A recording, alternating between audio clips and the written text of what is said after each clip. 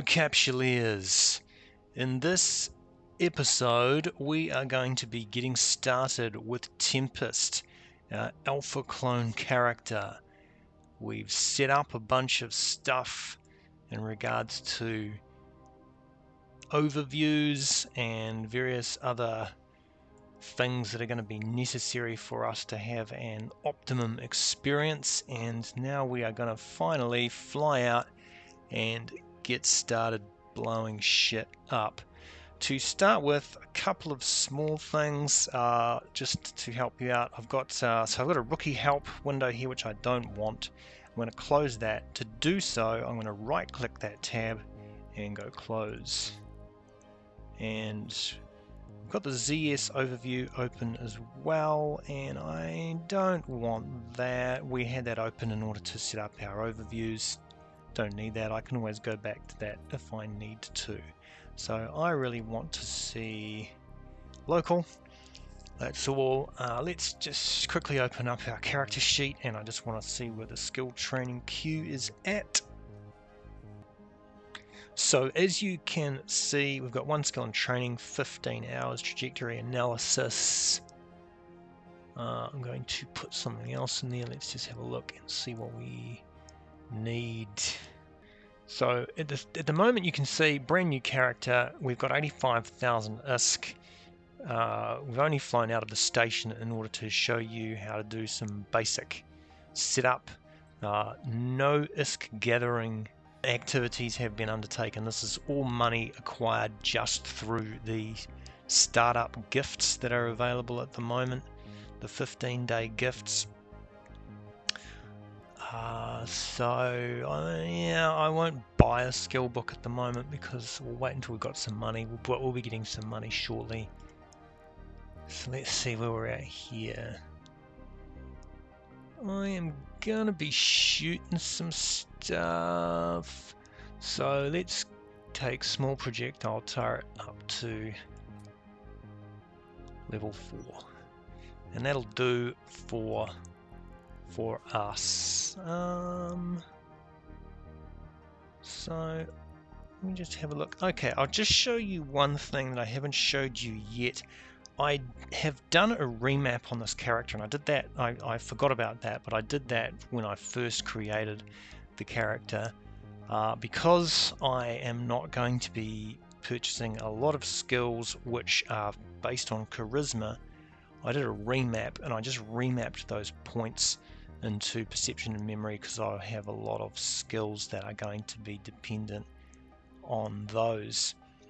To do that remap, you just press that button and it will let you remap by just taking points out of one thing and putting them into the other. The minimum that you can have is 17. I'm going to cancel that because you actually only get a limited number of remaps, so just be really careful about using those because otherwise you may find that you can't remap, and that would be a problem. So you get one remap per year, per calendar year. So, and then I think you get a bonus remap as a new player. So I just did a remap straight off the bat. I probably will not remap this character for a year, just depending upon what I end up doing. But with my intentions with this character, I think that having my skill allocation the way it is fine. If you do want to see what attributes a particular skill uses, you can simply hover over a skill, right click, go show info, and then click on the attributes tab, and it'll show you that for rapid firing the primary attribute is perception and the secondary attribute is willpower. You can do that with any skill. If you're a Omega, it has a really nice, you just hover over. Oh, actually it's right there anyway. Okay, so gunnery, you can see gunnery skills, it's primary perception, secondary willpower. You can see just down the bottom of the breakout box there. Missiles, it's the same. If you're developing armor, it's intelligence, memory. So yeah, I think there are some variations on that within those categories, but that would be the primary attributes used for those. So anyway, let's get into it. I am going to get started with the most basic beginning function, which is to do the opening tutorial. This is incredibly easy, this tutorial, and it's a bit dull, to be honest, and the rewards are pretty low, but hey, you're a brand new player, and I'm just going to show you each function of this. So this has this number of, what is this, 2, 4, 7 aspects to this. We should be able to knock this off pretty fast. So I'll just activate that, and Aura pops up and is going to give us a walkthrough. Now this will only occur, the Aura walkthroughs will only occur on this opening tutorial. Once you start into the career agent tutorials, Aura will not do these pop-ups, which is probably a good thing because they can get a little bit annoying. She sort of points you as to what you should click, and that will get dull pretty fast. So it says, before you depart, you might want to examine the station services interface, to which I have just restored access. Okay. Alright, from there you'll be able to utilize all services available in the station. Seems rather self-explanatory, doesn't it? Yes, it does. So that's referring to these services over here. I hadn't even noticed that they were missing. I think that they were. Okay, so prepare yourself, Captain, you are safe, but once you undock, I believe the correct colloquialism is all bets are off. Fair enough. So let's undock, pop that screen up, and hopefully that will be out of the way. The first undock of the day always takes the longest in my observation of Eve. He's here staring at a black screen for a few seconds, and it doesn't seem to depend too much on where you are. Obviously it has to do with how busy the servers are. So in the you see we've got all these pop-ups telling you what to do. So all we have to do here for navigation is pretty simple. We just warp to location. So I click that, and we warp drive active. Get this weapons hot, Captain. So we're about to get into a fight. I'm going to zoom in using my scroll wheel on my ship, and I'm just going to click and drag around there so I'm lined up with where we are warping into. Make sure that you don't leave the station without making sure that you have a gun. Doesn't have to be anything serious, and you've got your afterburner on there, which is going to be useful as well. This warp is slow because we're in a Corvette, and Corvettes are crap. So we're going to get out of this Corvette fairly quickly, but I'll stay in it for the duration of this combat. So we've got some bad guys around here somewhere, but they're not showing up. So I'll just stick on my combat. I'm going to control click both of these bad guys. I can't see where they are yet, but it doesn't really matter. They've started firing at me. I am going to where are they? There's one down there. Okay, I'm going to click in space, double click in space near him. You can see, oh my god, it's turning slow. It's pretty crap. Right, so what's our range on our weapon here? You can see our fall-off range is 5,000. So I can shoot at him. I'm going to orbit him. I'm going to press the orbit. He's selected, so I can perform functions here that will relate to him because he's selected, and you can see because he's got these arrows flying around. And here you can see I'm doing damage to him. I'm doing damage, and it tells you the kind of damage as well. I'm doing primary kinetic, secondary explosive by the looks of it. That one died, so let's this one's already locked, so I'm going to orbit him. Let's get a visual. Where is he? There he is. And I'm going to press F1 this time. F1 is related to this. You can see in the top right hand corner of that breakout box it says F1. So if I press the F1 key, that will fire this gun. So that's a, a shortcut key to get access to this. These baddies are ridiculously underpowered. Don't expect bad guys to be this easy to fight when you're out there doing it for real. So what's this one saying? They've been destroyed. Oh, right click on the wreckage. Now I can't see the wreckage, and that's because I'm not inside my loot.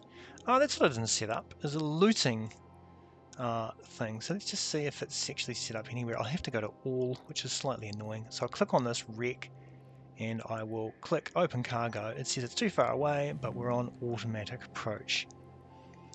So with a wreck, you'll see it in one of two ways, and let's just get an eyeball on that wreck. There it is there. There's the distance of it. Once we get within 2,500 meters, I can loot it. When you see the little box inside the wee triangular bits, there it is, it's opened up, and I can now just go loot all and close that down, and then I can click the other one and go open cargo on that, and it will automatically make my ship approach that. You can see that this is what an empty wreck icon looks like. We've approached that one, we've got our metal scraps, yeehaw, close that window, and you can see those are what empty wreck icons look like. So if you see an empty wreck icon in your overview, there's no point trying to loot it because there's no loot in it. The only use that they have for you is if you want to salvage those wrecks, and you need specialist equipment to do that, which we will get on to talking about at a later stage. So we've looted those wrecks. It's a good idea to loot wrecks. These type of rats or bad guys that are so low level typically have rubbish loot, which is why they just had metal scraps. But hey, get into the habit early on of looting wrecks, because it's definitely worth doing, and it's one of the ways that you're going to make uber loot as you proceed through the game. I have realized that I don't have a looting set up, so I am actually going to do that right now, so that you can see, because it's really handy to have a looting set up. Okay, so that's MISC. Right, I'm going to go into the hamburger menu here, and I'm going to open overview settings.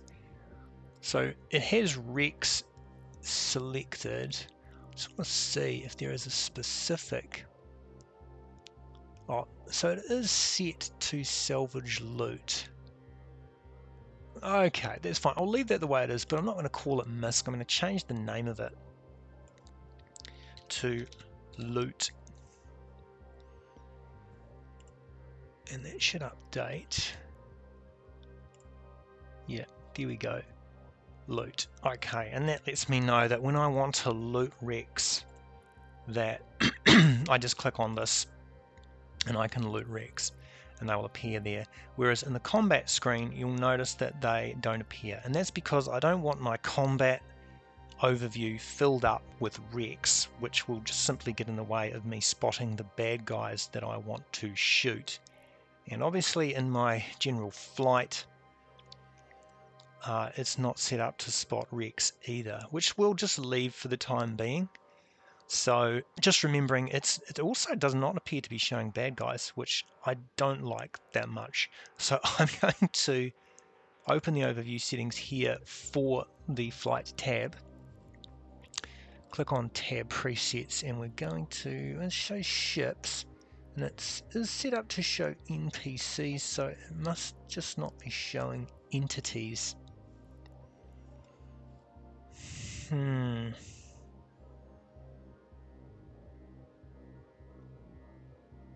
It's showing some, but not all, and I don't want it to show all. See, there's mission entities in here that it's not showing. So for the time being, I won't change that. But what we need to remember is that whenever I warp into any type of combat scenario, I'm going to need to click this combat tab to see what's going on. Otherwise, I won't see the NPCs. I find that a dangerous way to fly, to be honest. I tend to like seeing NPCs on my flight overview because of Triglavians, mostly.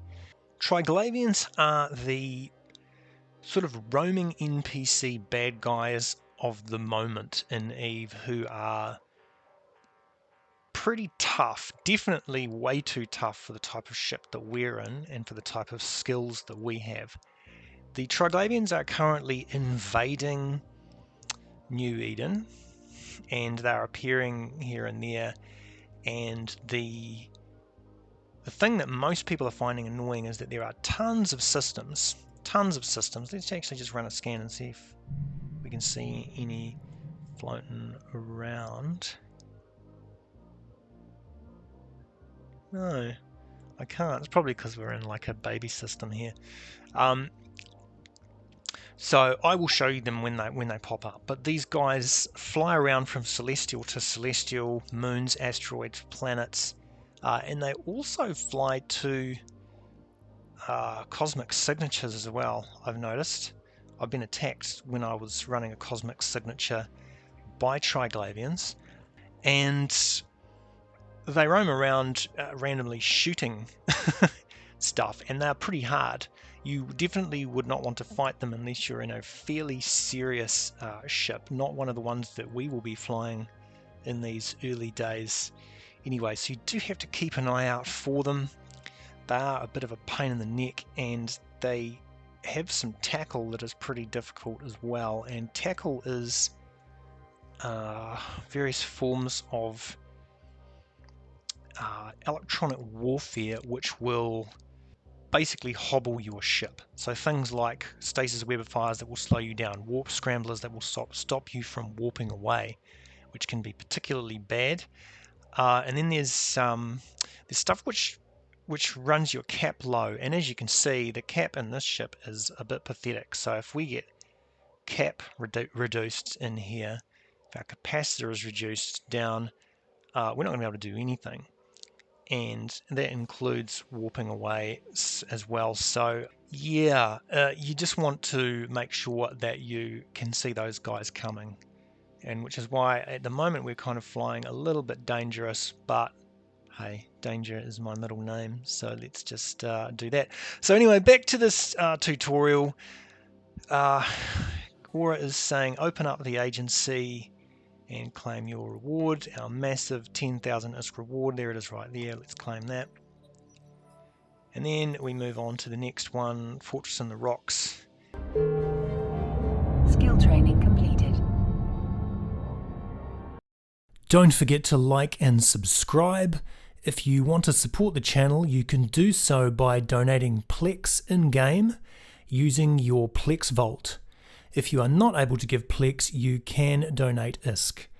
If you do donate, please make sure to flick me an Eve mail and make your donations to Exalted. That's EXZOLTED. Thanks.